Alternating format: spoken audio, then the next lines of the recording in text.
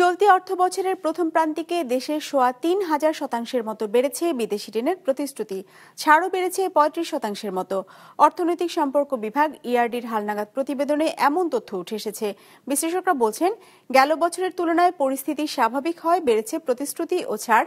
তবে এই সময় বেড়েছে ঋণ পরিশোধের চাপও, যা সামনে আরও বাড়বে বলে মত বিশ্লেষকদের। রায়হান শোভনের রিপোর্ট।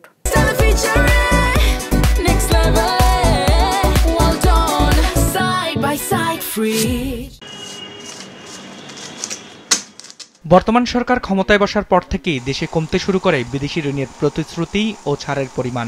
তবে চলতি অর্থবছর পরিবর্তন এসেছে সেই প্রেক্ষাপটে। ইআরডির হালনাগাদ তথ্য অনুযায়ী চলতি অর্থবছরের প্রথম প্রান্তিক অর্থাৎ জুলাই থেকে সেপ্টেম্বর সময়কালে বিভিন্ন উন্নয়ন সহযোগীদের কাছ থেকে বিদেশি ঋণের প্রতিশ্রুতি পাওয়া গেছে $91 কোটি। আগের অর্থবছর একই সময় যা ছিল $2 কোটি মতো। সেই হিসেবে অর্থবছরের প্রথম প্রান্তিকে দেশে বিদেশি ঋণের প্রতিশ্রুতি বেড়েছে ৩,২২২%। শুধু প্রতিশ্রুতিই নয়, এই সময় বেড়েছে প্রতিশ্রুত অর্থ ছাড়ের পরিমাণও। চলতি অর্থবছরের প্রথম 3 মাসে উন্নয়ন সহযোগীরা ঋণের অর্থ ছাড় করেছে $114 কোটি। আগের অর্থবছর একই সময় যা ছিল $84 কোটি। অর্থাৎ বছরের ব্যবধানে বিদেশি ঋণের অর্থ ছাড় বেড়েছে 35.7%। আগের বছরের যে প্রান্তিকটা ছিল, সেই প্রান্তিকটা কিন্তু অর্থনীতি, সমাজ সবকিছুই কিন্তু সেই সময় অনেকটাই বিপর্যস্তকর অবস্থায় ছিল। এই যে প্রতিশ্রুতি এবং অর্থ ছাড়করণ, এটা কিন্তু আগামী মাসগুলোতে খুব বেশি বাড়বে বলে মনে হয় না। নতুন একটা নির্বাচিত সরকার না আসা পর্যন্ত তারা কিন্তু খুব একটা অর্থ ছাড়ে বা নতুন করে প্রতিশ্রুতি দিতে খুব একটা আগ্রহান্বিত হবে না।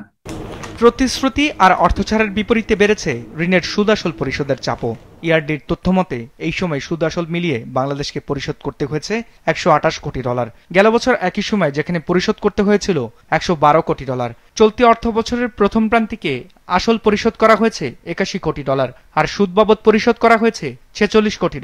যেহেতু আমাদের প্রজেক্টগুলো আস্তে আস্তে ইমপ্লিমেন্টেড হচ্ছে বা ভবিষ্যতে ইমপ্লিমেন্টেশন হয়ে যাবে, তখন তো আপনাকে সুদের পরিমাণ আপনার বেড়ে যাবে এবং এটা আপনাকে পরিশোধ করতে হবে।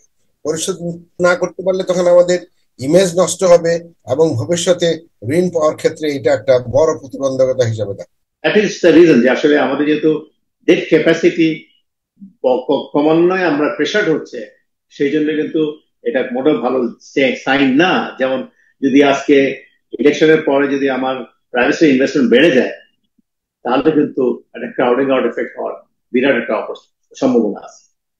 তথ্য বলছে 2025-26-এর প্রথম প্রান্তিকে সবচেয়ে বেশি অর্থ ছাড় করেছে বিশ্ব ব্যাংক $32 কোটি, দ্বিতীয় সর্বোচ্চ রাশিয়া $31 কোটি, এশীয় উন্নয়ন ব্যাংক $18 কোটি আর ভারত ও জাপান মিলিয়ে অর্থ ছাড়ের পরিমাণ $10 কোটি। রায়হান শোভন, বিজনেস রিপোর্ট, মাছরাঙা টেলিভিশন।